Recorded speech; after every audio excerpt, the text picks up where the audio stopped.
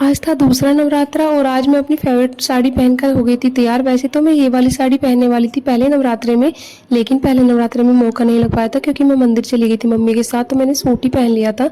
और उसके बाद मैंने सिर धोया था, तो पहले सबसे पहले बाल बांध लिए क्योंकि लंबे बाल देखने में जितने अच्छे लगते हैं उनकी केयर भी उतनी ही ज़्यादा होती है। जब तक जूड़ा ना बना लो कोई काम नहीं हो पाता अच्छे से।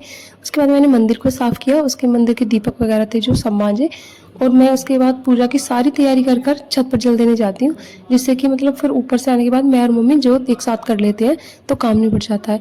अभी जब मैं ऊपर जाऊँगी तो ऊपर का भी सारा काम निपटा के आऊँगी। झाड़ू पोछा तो पूरे घर की साफ़ सफाई हो चुकी है, लेकिन बस ये भी लड्डू गोपाल सोए हुए हैं, उनको नहलाना है बस। उसके बाद छत पर जल दिया और नीचे आई, लड्डू गोपाल को उठाया, भोग लगाया।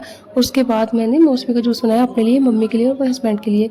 पूजा पाठ सारी कर ली थी हमने। फिर मैंने जो कपड़े धोए थे उनको मैंने ड्रायर लगाया, और ड्राई लगाने के बाद फिर मैं नीचे जाऊंगी क्योंकि मुझे आज बनाने थे चुलाई के लड्डू। चुलाई मैंने पहले ही मंगा ली थी नवरात्रों से, लेकिन मेरा मौका नहीं लग पाया चुलाई के लड्डू बनाने का, तो मैं आज बनाने वाली थी चुलाई के लड्डू। तो सबसे पहले मैंने शक्कर को डाल लिया था एक भगोने में।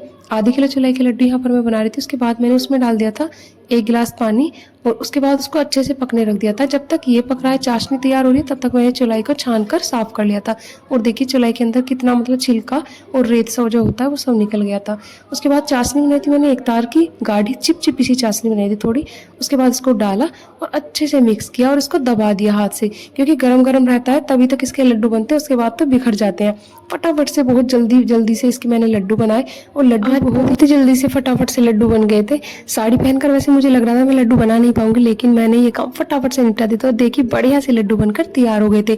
इसके बाद मुझे करनी थी सिलाई, क्योंकि मेरा पेंडिंग काम पड़ा हुआ है थोड़ा सा। मेरी एक पटियाला सलवार छठी रखी थी जो कि मेरी ही थी खुद की, तो मैंने इसको भी बनाया।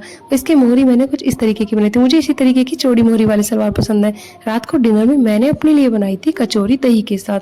तो यहाँ पर मैंने कुट्टू और मींग का आटा, मतलब सिंघाड़े का आटा मिक्स करके रखा हुआ है, और मैंने ये कचौरी बनाई थी क्रिस्पी।